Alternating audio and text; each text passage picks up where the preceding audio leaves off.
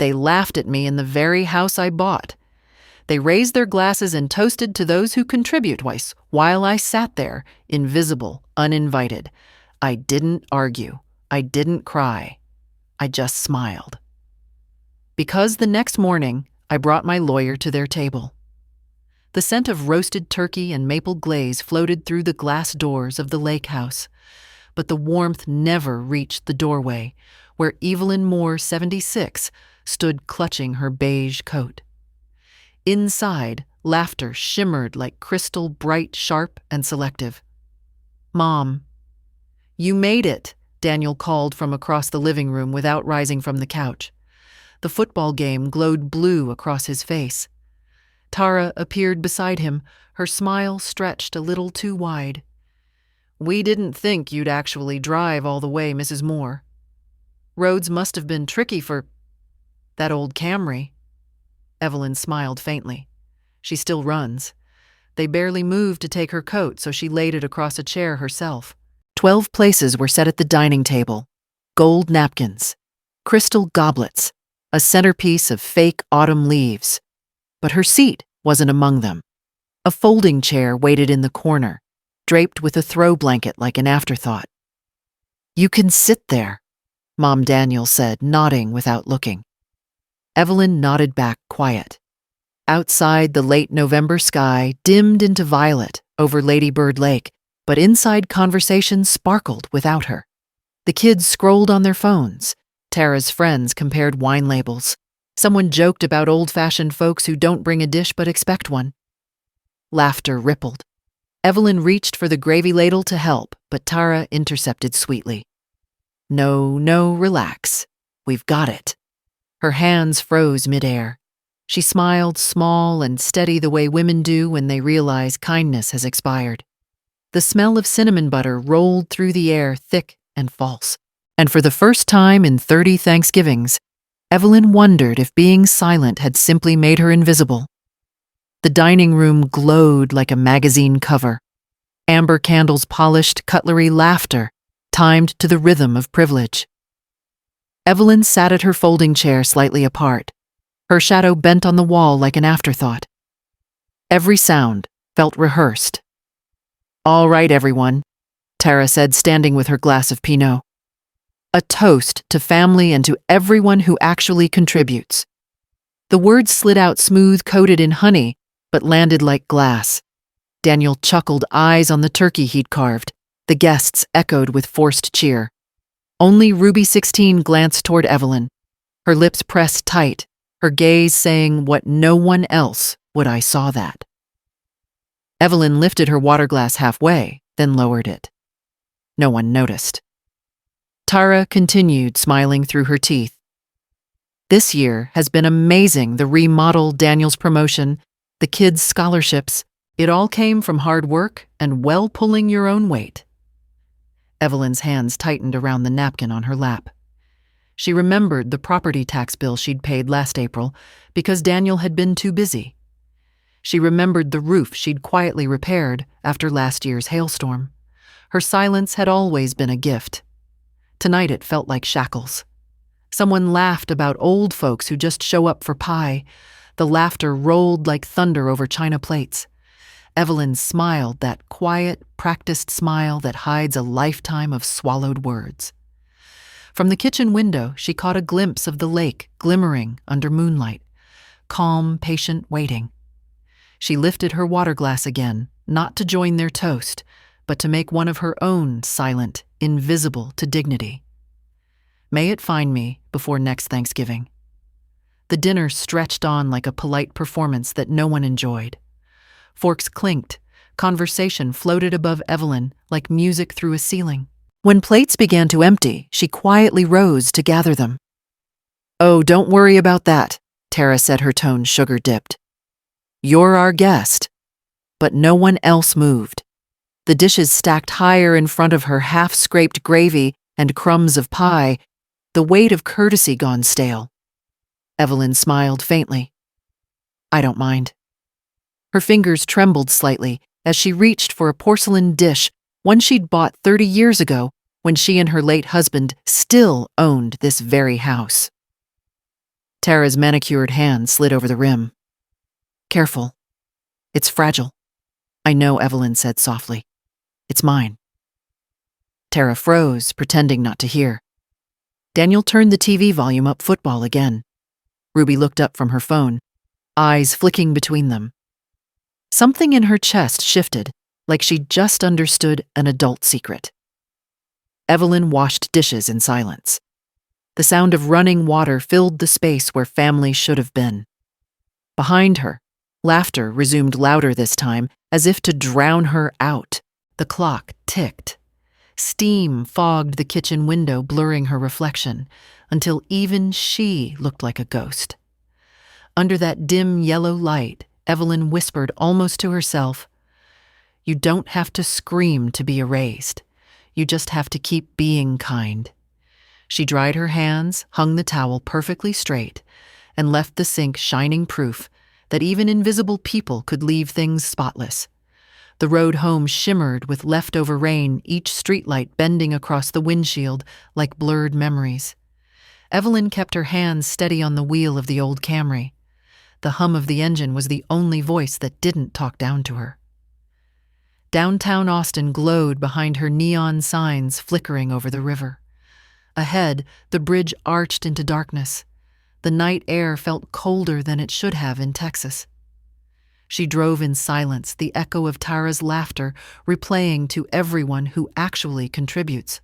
The words had landed like frost inside her chest. "David," she whispered to the empty seat beside her, "you'd laugh at how polite I still am." Her late husband's scarf lay across the passenger seat. The wool smelled faintly of cedar and thyme. As she turned into her narrow driveway, the porch light clicked on motion sensor kindness. Inside, the little house greeted her with the soft hum of the refrigerator and the faint ticking of the clock they bought in 1989. She slipped off her shoes, set her purse down, and walked toward the fireplace. Above it hung a framed parchment, the property deed to the lake house. Her name, Evelyn Grace Moore, in faded ink but unbroken lines. She stared at it until her reflection blurred with the words. All those years of patience disguised as weakness. All those holidays where gratitude was rationed. The heater kicked on with a low groan. Evelyn smiled small and certain. "Tomorrow," she whispered, voice steady. "Now, I bring the lawyer." The camera lingered on the deed as the light dimmed her name, glowing faintly in the glass. The house was quiet except for the low hum of the heater. Evelyn moved through the living room like someone tracing the outline of her own ghost. Every corner held a decade of silence, the polite kind that builds up until it becomes armor. She stopped at the oak sideboard beneath the framed deed. The bottom drawer stuck the way it always had, protesting age and truth. She tugged once, twice. It came loose with a sigh, exhaling the faint scent of paper and dust. Inside lay 30 years of her handwriting, neat, careful, unshakable. Folders labeled in blue ink, property taxes, repairs, insurance utilities. Each one filled with receipts, canceled checks, and notes from her late husband, David. She pulled out a faded envelope marked, "Roof 2008, paid in full." Beneath it, another county taxes overdue, paid by EM. She traced her initials like they were battle scars. The further she went, the clearer the truth became, every nail hammered, every tax settled, every repair. Done all by her. Daniel and Tara had never lifted more than a phone call, never sent a check. Yet they toasted themselves for hard work. Her breath trembled once, not from anger, but from clarity. At the bottom of the drawer lay a small box tied with ribbon. She opened it to find David's letter, written the year before he died. The ink was shaky, but full of him. If kindness ever feels like being erased, Eve Remember paper remembers. Keep the house in your name, just in case. Her throat tightened. 30 years of patience pressed behind her ribs like floodwater. She stacked the papers, carefully aligning every edge order out of neglect. On top, she placed David's letter like a signature on a promise finally due. Her eyes lifted to the phone on the counter. The digital clock read 9:42 p.m. She dialed without hesitation. "Mark Rios," came the voice on the other end. Calm, professional, steady. "Mark," she said. "It's Evelyn Moore. I need you to help me reclaim something that was never lost, just taken for granted." Silence, then a slow breath. "I'll clear my morning." "Evelyn." She hung up, turned off the lamp, and stood in the dark, surrounded by proof. For the first time in years, the quiet didn't feel empty. It felt ready. Morning sunlight poured over Austin's Barton Springs, bright but cold. The air smelled of cedar and rain-soaked earth, a deceptively gentle day to start a war. Evelyn Moore stood before a wall of glass in the law office, her reflection layered with the skyline beyond. Her coat hung neatly on the rack, her hands folded around a folder tied with a blue ribbon, the same one from the night before. When Mark Rios, her attorney for 30 years, walked in, his suit matched his reputation. Sharp, precise, unflinching. He smiled softly. "Haven't seen you since the estate update, Mrs. Moore. What brings you back to me?" Evelyn didn't sit right away. "I was at Daniel's for Thanksgiving." Mark gestured toward the chair. "That bad." She sat, slid the folder across the desk. "Worse. They laughed at me and at what I built for them." Mark untied the ribbon, methodical. Receipts, property tax forms, inspection reports, all in perfect order. He studied each one with the reverence of a man reading a legal symphony. "You kept everything." "I always do," she said quietly. He leaned back. "You're the legal owner. Always have been. You gave them permission to live there. That's called implied consent. But consent can be revoked. Even after 30 years. He nodded. "Especially after 30 years if the respect's gone. You've covered taxes, insurance, maintenance. That makes it simple." Evelyn exhaled slowly, like someone unclasping years of restraint. Simple isn't the same as easy. Mark smiled faintly. "No, but it's clean." He reached for a pen, jotting notes. "We'll issue a notice of revocation of license to occupy. They'll have 30 days to vacate or sign a lease under your terms." Her voice dropped to a near whisper. "And if they refuse, then we remind them whose name is on the deed." Evelyn stared at the window. Beyond it, sunlight bounced off the lake like broken glass. "You think I'm cruel for doing this?" Mark shook his head. "Cruel is letting them erase you and calling it family." That line hung between them, quiet, solid, undeniable. She looked down at her hands, thin, veined, steady. They'd held her son as a baby, signed every mortgage payment, cooked every Thanksgiving meal for people who'd stopped saying thank you. "Draft the letter," she said finally. "And mark yes. Deliver it yourself. I want them to see someone walk through that door with a briefcase, not a casserole." A corner of his mouth lifted. "That can be arranged."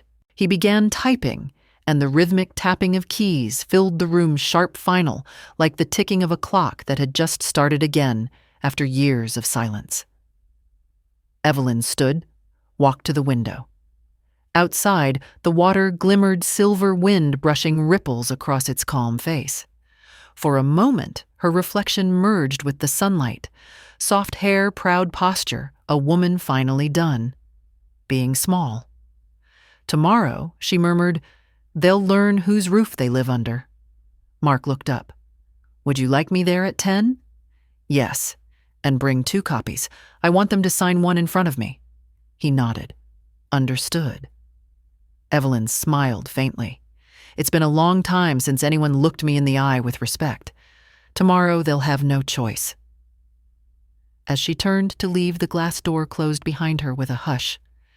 The sound of her footsteps down the hallway was slow, deliberate, the music of a woman reclaiming her name. Outside, the Texas sun glinted off her car mirror, catching a flicker of the deed paper inside her purse, her name glowing in gold through the leather. Sunlight spilled across the open kitchen of the lake house, glinting off marble counters and the half-finished glass of white wine that Tara swirled lazily in her hand. A playlist, hummed from the speaker. Cheerful, modern, unaware. "Do you think we should take out that wall?" she asked, tapping a manicured nail against the granite. "If we knock it down, we could open the kitchen to the lake view. More space for entertaining." Daniel, still in pajama pants, nodded distractedly while scrolling through his phone. "Yeah, maybe next spring. After the refinance clears. We'll use the equity." Equity, Tara repeated with a satisfied sigh. "I love that word. Feels like we've really made it, you know." He smiled faintly, not looking up. "We have. This house is proof." Their daughter Ruby sat at the barstool, earbuds in, pretending not to hear. She knew the truth that her grandmother had paid every tax, every repair bill, every insurance premium. She'd seen the envelopes marked E.M. Moore in the drawer once, but no one believed a 16-year-old's memory.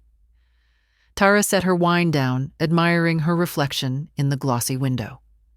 "Your mom didn't bring anything yesterday. Not even that fig cake she always brags about.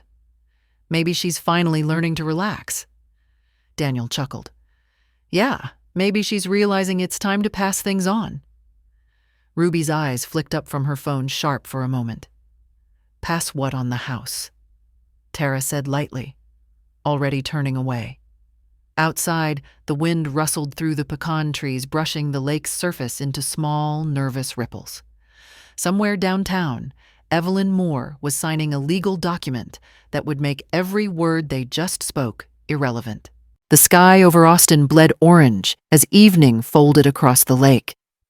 Inside her room, Ruby Moore sat cross-legged on the bed, the glow of her phone screen casting half her face in blue light. Downstairs, her parents' voices drifted, laughter too loud, confidence too heavy. She opened Instagram DM's, fingers hesitating above the keyboard. The draft had been sitting there since the night before. "Grandma, are you okay?" she typed again. "I heard what Mom said about people who don't contribute. I know it was wrong." Then, after a moment, she added, "You've done more than anyone." Her thumb hovered over send. Instead, she tapped the paperclip icon and attached a voice memo she'd secretly recorded at Thanksgiving Tara's toast. The laughter, the quiet clink of Evelyn's untouched water glass. She also added a photo she'd snapped months ago, an envelope labeled Travis County Property Tax, paid by E.M. Moore. When she hit, send, her pulse fluttered. The message whooshed into the void, unread. She sat back, staring at the phone until the screen dimmed. The house around her hummed with music and self-satisfaction, but in that small digital act, Ruby felt something shift, a spark of loyalty, quiet and dangerous. Up on the hill, miles away, Evelyn's phone buzzed on the kitchen counter. One new message. No words, only a sound file and a photograph. She tapped play. The laughter from the recording filled her kitchen like an echo of the night before. But now it wasn't cruel. It was evidence. Evelyn smiled faintly, whispering, "Good girl." The next morning dawned cool and still, the kind of Texas winter light that looks soft but cuts like glass. Evelyn Moore stood beside her attorney, Mark Rios, at the front door of the lake house she'd bought 3 decades earlier. She'd dressed deliberately, gray slacks, navy blouse, hair brushed smooth. No pearls, no apology. Mark beside her held a black briefcase like a weapon forged from politeness. Evelyn pressed the doorbell. A dog barked once inside. Footsteps.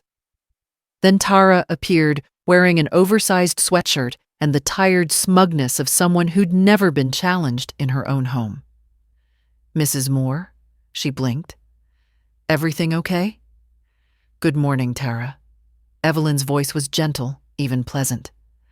"I'd like to speak with Daniel." Tara's gaze flicked to Mark. "And who's my attorney?" Evelyn said simply.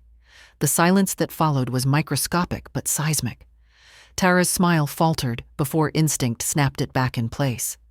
"Of course," she murmured, stepping aside. "Come in." Inside, the air smelled of cinnamon rolls and entitlement. Daniel was in the kitchen, mug halfway to his lips, wearing pajama pants and confusion. "Mom." What's going on? Evelyn walked to the dining table, the same one where she'd been given a folding chair the night before, and placed her handbag neatly beside a bowl of fruit. Daniel Mark began, voice calm but firm. My name is Mark Rios. I've represented your mother for a number of years. We're here regarding the property at 14 Lakeview Drive. Daniel frowned. What about it? Mark opened his briefcase unhurried, as if time itself answered to him. As you may not know, the title to this property is legally held by Mrs. Evelyn G. Moore. No transfer sale or gift has ever occurred. She has allowed you and your family to occupy the residence under implied consent. That consent is now revoked. Tara's mouth opened, then closed. Revoked. What are you talking about? This is our house. Mark placed a folder on the table. No, ma'am, it's not. Daniel laughed short, disbelieving. Mom, come on. We've lived here 30 years. Evelyn met his eyes. Yes, and I've paid for 30 years taxes, insurance, roof repairs, all of it. You just lived. Her tone wasn't cruel. It was clean. Mark slid a paper forward. This is a notice of revocation of license to occupy. It provides 30 days to vacate unless you sign a lease under the new terms, rent, maintenance, and property responsibilities included. Daniel's grip on his coffee mug tightened. You're evicting your own son. I'm reminding my son whose name is on the door, Evelyn said quietly. The words landed with surgical precision. Tara stepped closer, voice rising. You can't do this. We've built our lives here. You built them on borrowed ground, Mark replied evenly. And the owner has decided to reclaim it. Evelyn stood. Her chair barely made a sound. You made sure I didn't have a seat at your table, Daniel. Now I'm taking the table back. For a moment, no one spoke. Even the clock seemed to hesitate. Daniel's face hardened, pride warring with disbelief. You're serious. I've never been more, Evelyn said. She turned to Mark. Let's go. Mark closed the briefcase, nodding politely to both of them. You'll receive an official copy by mail. 30 days begins today. As Evelyn reached the doorway, Ruby appeared at the top of the stairs, wide-eyed, silent. Their eyes met. Ruby didn't speak, just gave the smallest nod. Evelyn smiled almost imperceptibly. See you soon, sweetheart. The door closed softly behind her, but the silence it left behind was thunder. The front door clicked shut, and for a moment, the lake house fell completely silent, the kind of silence that hurts. Then it cracked. Daniel slammed his mug onto the counter. Unbelievable. She's lost it, Tara. My own mother bringing a lawyer into our home. Tara paced across the tile, her voice sharp as glass. Our home. Daniel, she just said it isn't. She's actually serious. Who does that to their family? He rubbed his forehead. She wouldn't go through with it. She's bluffing. Tara snatched the paper from the table.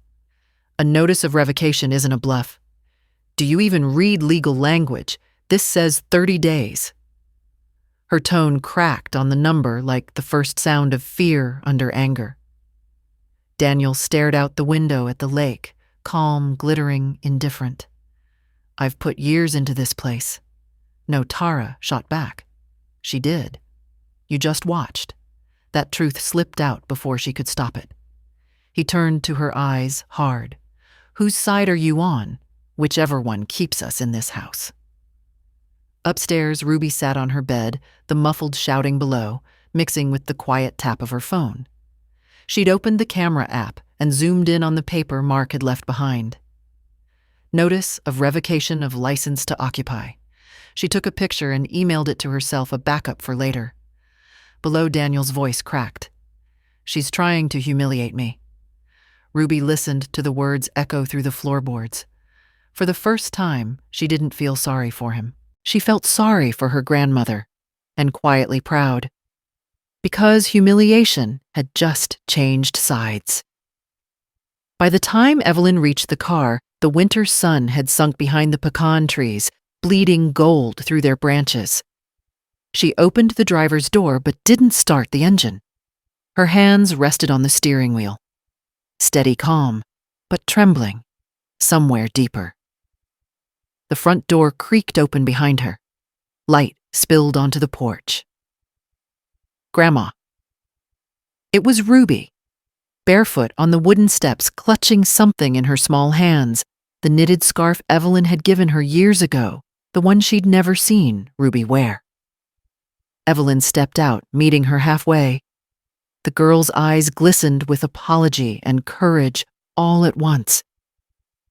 "I'm sorry for them," Ruby whispered, "for the way they talked to you. I sent you something last night. Did you get it?" Evelyn smiled softly. "I did." It was brave. Ruby's fingers tightened around the scarf.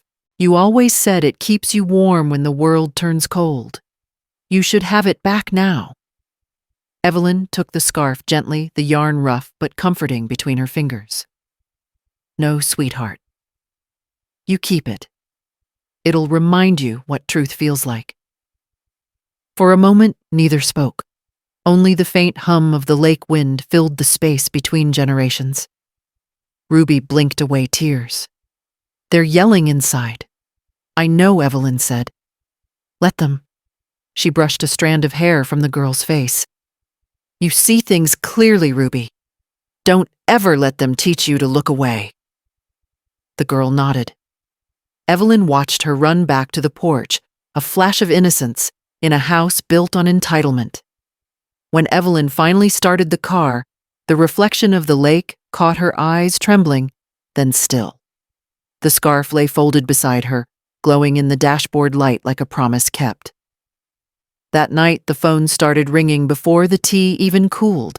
Evelyn sat by the window, wrapped in her shawl, the lake outside reflecting the faint orange glow of streetlights. The first call came from Daniel. She didn't answer. Then another and another, until the machine finally caught his voice. "Mom, what are you doing? This is insane. You can't just send a lawyer into my house." His voice cracked on the word "my." The next message was Tara's breathless trembling, drenched in rehearsed sorrow. "Evelyn, I don't know what happened, but we can fix this. We're family. Don't let outsiders turn us against each other." Evelyn smiled sadly. Outsiders. She glanced toward the folder on her desk, where every tax receipt and roof repair bill lay neatly stacked, proof that she'd never been the outsider at all. By midnight, the tone of the calls shifted. "Daniel, again. You're punishing us for a dinner over a stupid toast. You're overreacting." A pause. Static. Then quieter, meaner. "You'll regret this, Mom. When it's just you and that empty little house." Evelyn reached for the phone, but not to respond, only to forward the voicemails to Mark. Within minutes, his reply pinged back. "All documentation received. No response needed. I'll handle it." She set the phone down and exhaled slowly, a steady rhythm like waves against a dock. The clock ticked past 1. Then another message arrived, Tara again, softer pleading. "Please, Evelyn. The girls are upset. Ruby's been quiet all day. You don't want to do this. We'll make it right. Just stop." For a heartbeat, Evelyn hesitated. The mother in her twitched, reaching for the softer path. But the woman, the one who'd kept records, paid bills, buried a husband, and survived silence, held the line. She turned off the ringer. The quiet that followed wasn't peaceful. It was earned. Outside, the lake shimmered under the moonlight, each ripple like an unwritten sentence. Evelyn sipped her cold tea and whispered, "Let them talk. I've already spoken." In her inbox, Mark's final midnight text appeared. "Tomorrow, we formalize the notice. After that, their words can't touch you anymore." Evelyn nodded to herself, whispering to the dark good, "Let's make it legal." Morning sunlight sliced through the blinds of Mark Rios's office. Papers lay spread across his desk, like the aftermath of a quiet explosion, bank records, loan files, title searches. He adjusted his glasses, scanning the screen until something caught. A single line in a UCC filing database. Debtor Tara L. Moore, collateral residential property, located at 14 Lakeview Drive, Austin, TX. Mark frowned. His fingers hovered over the keyboard. He double-checked the county records, no lien filed under her name, no ownership claim. The house wasn't hers to list. He dialed Evelyn. "Morning, Mark?" She answered. Voice calm, but tired. "I ran a standard search. You'll want to sit for this." "I'm already sitting." He exhaled. "Tara used your property address as collateral for a business loan 2 years ago. Claimed partial ownership. The lender's mark expired, but the filing still exists in state records." There was a pause, long, thin, deliberate. "So Evelyn said quietly, she borrowed money against something that was never hers." "Exactly. It's fraudulent representation. We can use it as leverage. Either she vacates or she faces a state investigation." Evelyn's voice didn't rise. It only hardened. "Let's keep that in the folder marked just in case." Mark smiled faintly. "You're learning my language." "No," she corrected softly. "I'm finally speaking my own." Outside the window, the lake wind shimmered through the glass, same as the morning they'd planned their first Thanksgiving in that house. Now the same light illuminated deceit in fine print. Mark typed a note in the margin, client fully aware. Proceed to next phase. For the first time, Evelyn's silence had the weight of law behind it. 2 days later, Mark Rios called again, this time with a tone that meant trouble. "Evelyn," he said, "you might want to pour yourself some coffee before you hear this." She did. Strong black, the way David used to drink it before tackling bad news. "Go on." Mark shuffled papers on his desk. "Your son filed a homestead exemption 3 years ago, listing 14 Lakeview Drive as his primary residence and claiming ownership. It let him dodge about $1,200 in county taxes." Evelyn froze. He swore he handled the taxes. Every year he sent a thank you text, "All good, Mom." Mark sighed. He handled them all right by pretending the home was his. Fraudulent homestead claims can be reversed, but they leave a trail. The county's records still list him as the applicant. For a moment, the room seemed smaller, her breath shorter. The betrayal wasn't about money, it was about audacity. "Send me the paperwork," she said quietly. "I'll file a revocation request myself. We'll demand correction and restitution. The county clerk will remove his name within 10 business days. Once that's done, the house reverts publicly to you, indisputable ownership." Evelyn nodded, fingers tracing the rim of her coffee mug. He thought he could rewrite history with a form. Mark's voice softened. "People rewrite what they're ashamed of." She looked out the window where the sun caught the rim of her garden fence. "I'm not ashamed anymore," Good Mark said. "Then you'll like this part. Once the homestead exemption is revoked, he can't claim the property in any legal defense. If they try to fight the eviction, the fraud undercuts everything." Evelyn smiled without warmth. "He built his castle on sand, and I've just found the tide." Mark chuckled softly. "I'll have the corrected filings couriered to you for signature. After that, I'll notify their attorney." "Good," she said. "Make sure the envelope's thick. I want it to feel heavy when they open it." After she hung up, Evelyn went to the mantel and looked at the old family photo, Daniel at 12, flour on his cheek, helping her bake cookies. That boy would never have lied about taxes, but the man he became, maybe comfort, had erased his conscience. She took the photo down and set it face down on the table. "Let the truth stand upright," she whispered, "even if he can't." The knock came just after noon. Not frantic this time, measured, rehearsed. Evelyn Moore opened the door to find Daniel in a blazer that still had the store's crease, and Tara, holding a store-bought pie, the foil lid fogged from the car's heat. Their smiles were fragile, desperate to pass for warmth. Mom Daniel began, "We thought maybe we could talk. Privately. No lawyers." Evelyn stepped aside, motioning toward the kitchen. "Then let's keep it civil. I just brewed coffee." The three of them sat at the table where David once balanced his checkbook. Now legal folders occupied his old spot. Tara set the pie down carefully, as though performing repentance. "We shouldn't have said those things on Thanksgiving. It was all heat of the moment. You know how holidays get." Evelyn stirred her coffee slowly. "I remember. You toasted everyone who contributes. Hard to mishear that." Daniel leaned forward, elbows on the table. "Look, maybe we can find a middle ground. You rescind the eviction notice, we start paying rent something modest. We keep it in the family." Evelyn met his eyes. "Family doesn't erase boundaries, Daniel. It respects them." Silence pressed between them. Tara's voice cracked. "You really want lawyers involved in something this personal?" "Yes," Evelyn said softly. "Because personal is how you hurt me. Legal is how I stop you." Daniel's jaw tightened. "You're making a mistake. You think owning paper makes you right." Evelyn leaned forward, voice barely above a whisper. "Owning the truth does." Tara's composure slipped. "We've lived here 30 years. We raised our kids here.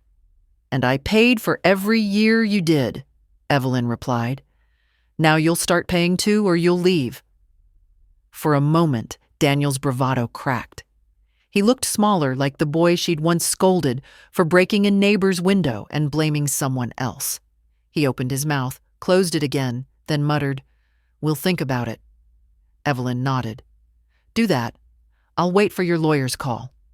As they left, Tara forced a brittle smile. "You didn't even try the pie." Evelyn looked at the untouched box. "I'm watching my sugar." When the door shut, she let out a long breath. The pie sat cooling on the counter, its crust sinking slightly sweet and hollow, just like their apology. The next morning, the lake house looked exactly the same, calm, pretty unsuspecting. Only inside, the air had shifted. When Daniel and Tara returned for one more talk, Evelyn was waiting. The blinds were half open, letting in thin ribbons of Texas sunlight that sliced the room into truth and shadow. The kitchen table gleamed cleared of everything except a single velvet folder. Mom Daniel began carefully. "We've thought things over. We're ready to be reasonable," Good Evelyn said. "So am I." She opened the folder and began to spread the papers one by one, deliberate, almost ritualistic. Receipts, bank stubs, tax forms, roof invoices, decades of quiet proof sliding across the table like cards in a final hand. Tara's smile faltered. "What is all this?" Evelyn didn't look up. "The years you forgot to say thank you for." Daniel frowned, reaching for a page. "That's from 2008, she finished. "Roof repair after the hailstorm, paid in full by me." She set down another. "Property tax 2015, paid by me. Insurance renewal every year since your father passed, all mine." Daniel's color drained a little. "We didn't ask you to." "You didn't have to," Evelyn said softly. "I did it because I loved you. And because I thought you'd remember who built this." Tara crossed her arms. "This isn't necessary. We said we'd pay something now." Evelyn pressed a button on her phone. From the tiny speaker came the recording Ruby had sent. The sound of clinking glasses, Tara's voice bright and cruel. "To everyone who actually contributes." The words filled the room like poison gas. No one moved. Ruby's small laugh could be heard faintly in the background, nervous, apologetic. Then silence. Evelyn's voice was low, but unwavering. "You said that while sitting at my table under my roof eating the food my money bought." Daniel swallowed. "You recorded us." Evelyn's eyes didn't blink. "Ruby did." She's learning what evidence looks like. Tara's cheeks flushed scarlet. You turned our daughter against us. No, Evelyn said calmly. You did that when you turned yourselves against decency. Mark's voice broke the moment as he entered quietly from the hall, briefcase in hand, professional but watchful. Morning, he said, nodding to both of them. Mrs. Moore asked me to bring the finalized documents. He placed 2 copies of the lease agreement on the table alongside the revocation letter and a clean pen. You'll either sign, Mark said gently, or vacate in 30 days. Daniel stared at the paperwork, jaw tight. This is blackmail. It's documentation, Mark corrected. Tara tried to laugh, brittle and hollow. You're not really doing this. You wouldn't kick out your own son. Evelyn looked straight at her. I'm not kicking anyone out. I'm inviting you to live like adults. Silence. Even the refrigerator hum seemed to fade. Daniel's shoulders slumped. His eyes darted over the sea of receipts, the ink of 30 years spelling out his shame. You kept everything, he said, finally. Paper remembers, Evelyn whispered. He stood abruptly, knocking his chair back. We'll talk to our lawyer. Do that, Mark said, already closing his briefcase. Evelyn gathered the papers, slowly sliding them back into the folder. Each sound, soft-controlled, felt like a closing door. When she reached the final page, she paused. One more thing, she said, meeting Daniel's eyes. If you ever raise your voice to me again in this house, remember, every wall here has my name on it. Daniel didn't answer. He didn't have to. The silence was his signature.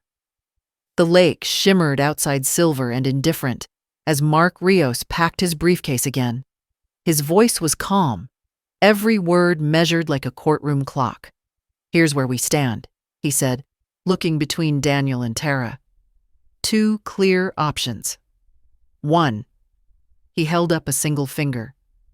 You sign this lease today. 12 months market rate rent, all maintenance taxes and insurance your responsibility. You live here legally with dignity. He raised a second finger. Or 2, you vacate in 30 days. No court, no drama, no extensions. The room felt smaller, suddenly, the air thick with everything unsaid. Evelyn sat quietly at the head of the table, hands folded on the folder she'd closed minutes before. Her silence wasn't surrender, it was judgment already rendered. Daniel rubbed the back of his neck, staring at the floor. You're serious. She's serious, Mark replied, and so am I. Tara's lip trembled, anger and panic colliding. This is our home. Evelyn looked up, her tone soft but edged with steel. Then treat it like one.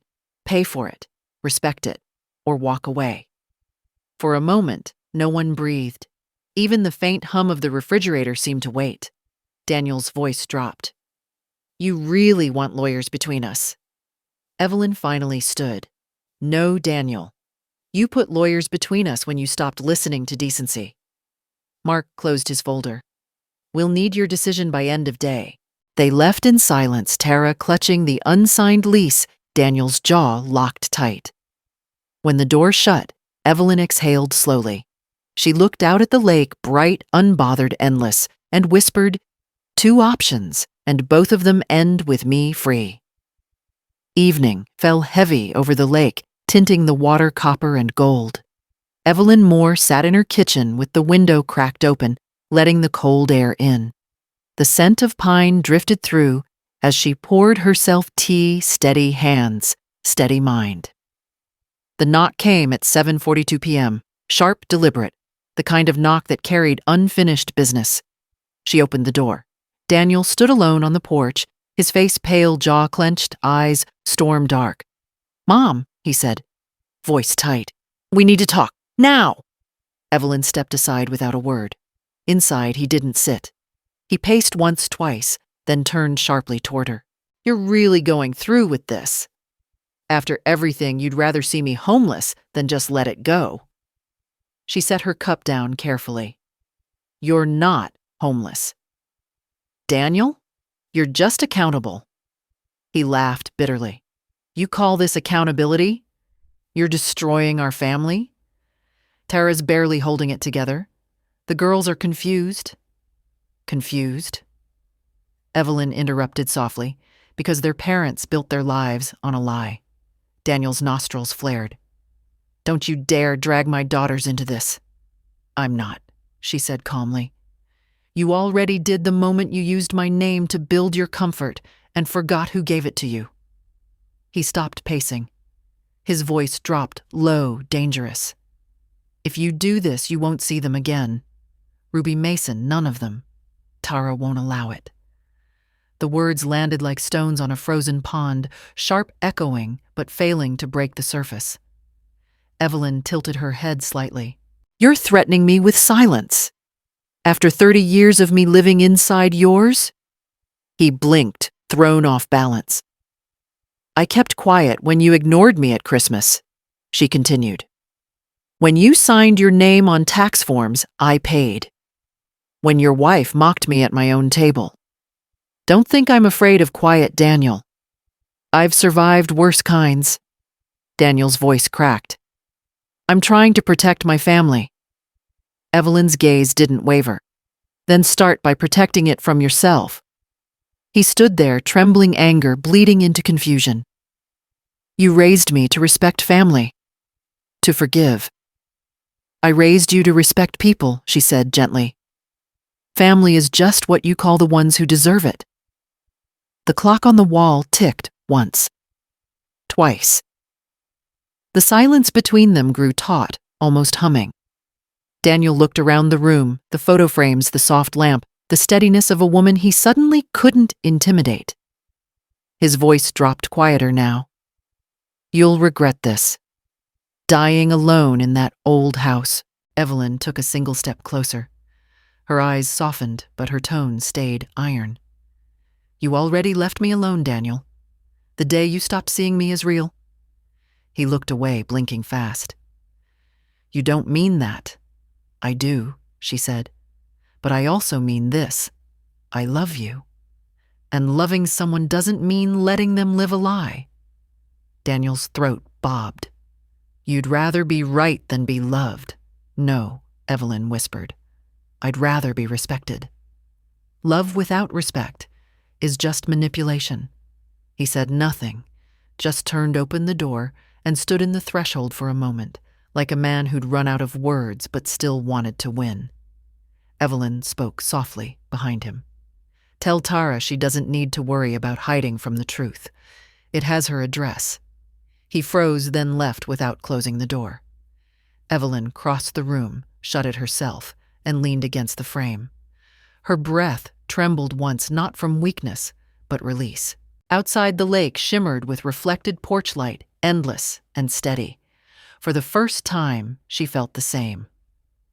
3 days later, a cream envelope arrived on Evelyn's doorstep, the logo embossed in gold Haven Family Mediation Services.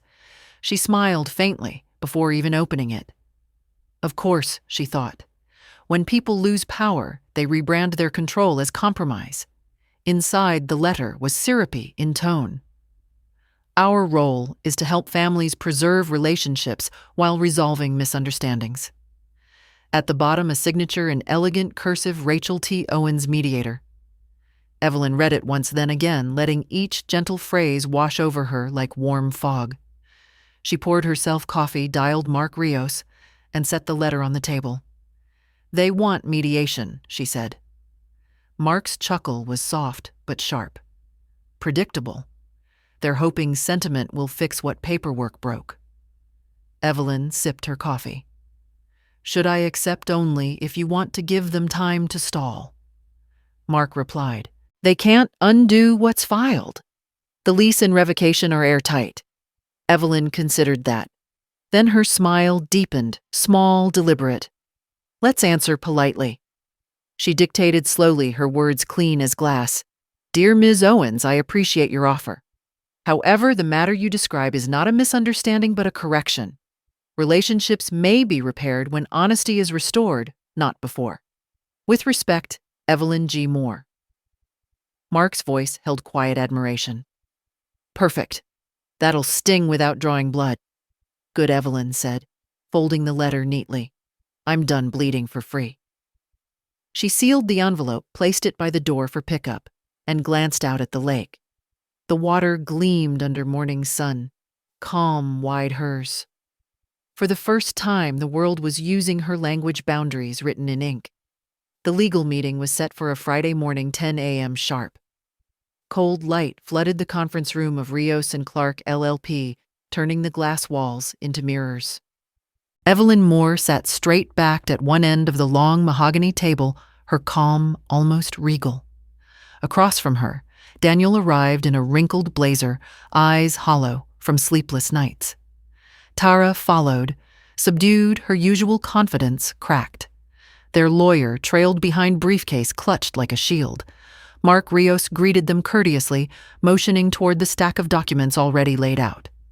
"This won't take long," he said. "We're only here to finalize what's already decided." Daniel tried to sound defiant. "We're signing under protest." Mark nodded evenly. "You're signing under the law." The silence that followed carried 30 years of unspoken history. Evelyn didn't look at them as she spoke. "I don't want an apology," she said. "Not anymore. I just want this to end cleanly." Tara's voice quivered. "You'll never forgive us." Evelyn's eyes stayed on the window, watching the light ripple across the lake outside. "Forgiveness isn't a gift," she said softly. "It's a decision. Maybe one day, but not today." Mark slid the lease agreement forward 12 months. Market rate signed under full acknowledgement of ownership. Next to it, a second document, addendum condition of renewal. Daniel scanned the page, frowning. "What's this clause?" Evelyn's voice stayed steady. "A promise. You pay every month on time. You treat this house with respect. And you never ever speak to me or the girls with contempt again. One violation and the lease terminates." He looked up sharply. "You're putting morality in a contract?" Evelyn smiled faintly. "I'm putting boundaries where decency failed." Tara exhaled, defeated. "Fine." She grabbed the pen and signed, first her signature shaking slightly. Daniel hesitated longer. Then under his mother's gaze, the same gaze that once scolded him into telling the truth as a boy, he finally scrawled his name. The sound of the pen scratching paper was strangely final, like the closing note of a symphony that had gone on too long. Mark gathered the documents, neatly stamped them, and handed Evelyn the final copy. "All executed," he said. "They're your tenants now, legally and publicly." Evelyn nodded, once her expression unreadable. Then she pulled another folder from her purse, a slim, cream-colored envelope. "While we're here," she said, sliding it to Mark, "I'd like to formalize the trust." Mark's brows lifted slightly. "The one for Ruby?" Evelyn nodded. Daniel blinked.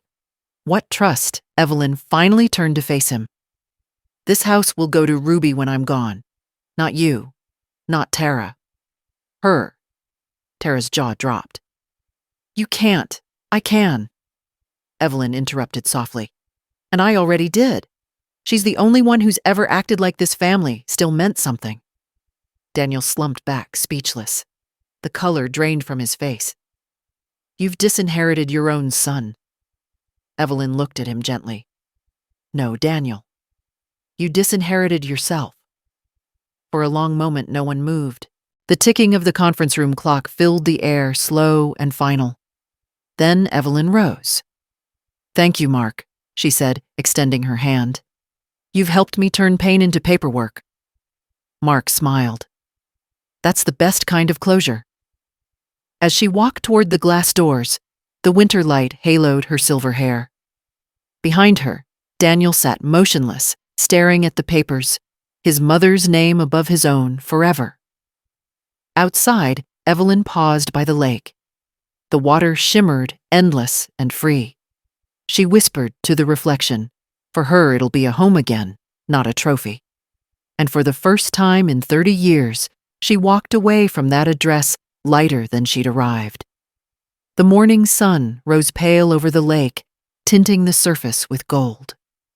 The world looked the way Evelyn Moore had always imagined: peace, quiet, real, earned.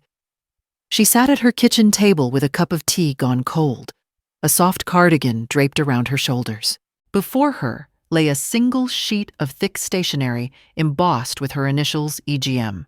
Her fountain pen rested beside it, the same one David had used to sign the house deed all those years ago.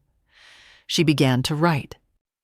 My dearest Ruby, if you're reading this, it means I finally stopped being afraid of finishing the story I started. The one I built with my hands, your grandfather's laughter, and a stack of receipts that somehow outlasted kindness. You'll inherit this house, but not as a gift, as a responsibility. You'll hold its keys not because you earned it, but because you still know how to say thank you. That's rarer than gold these days. When people tell you family means forgiveness, remember? Forgiveness without respect is just surrender. Be kind, yes, but never at the cost of your dignity. I've left the garden ready for spring. The pecan tree will bloom again, just as it did when you were little and tried to feed the squirrels my shortbread cookies. You said they needed sweetness more than I did. I think you were right.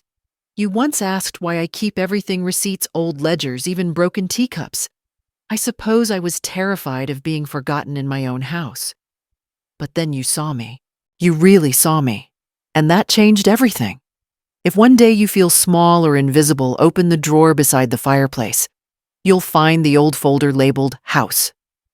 Inside are decades of proof that I mattered, but I hope you'll never need paper to remember that. This home is now yours, not to flaunt, not to rent, not to treat like a prize, but to live in with decency, warmth, and truth. Keep it open for those who've forgotten what kindness feels like. But never let anyone walk through its door thinking your love is free. With all the strength I have left, Grandma, Evelyn placed the pen down. Her hands trembled, not from age, but from release. She sealed the letter, slid it into an envelope, and wrote Ruby across the front in dark ink. Then she walked to the mantel, where a quilted box waited, the one that held family photos and the keys to the lake house. She tucked the letter inside, locking it with a small brass latch. The clock ticked gently.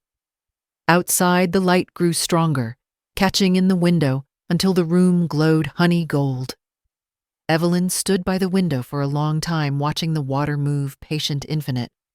The house was finally quiet in the right way. Not lonely, just honest. Weeks later, Ruby returned one spring afternoon, her backpack slung low, her hair caught in the wind. The house smelled faintly of lavender and cedar. She found the box on the mantel, opened it, and read her grandmother's letter in the slanting light. Tears gathered, not of sorrow, but recognition. She looked around at the walls, the photographs, the lake beyond the glass. Don't worry, Grandma, she whispered. I'll keep it honest. Then she opened the windows wide, letting sunlight pour in. Dust motes danced like confetti over the polished table, the same one where decency had been reborn in ink. Outside, the pecan tree shivered in the wind, scattering new blossoms across the porch like a quiet applause for everything Evelyn had reclaimed. How did this story touch you? Tell us in the comments and rate it from 1 to 10. If it moved your heart, please like, share, and subscribe. Tap the so you won't miss our next emotional story. And before you go, click on the end screen to discover more powerful, heartwarming tales waiting just for you. See you in the next story.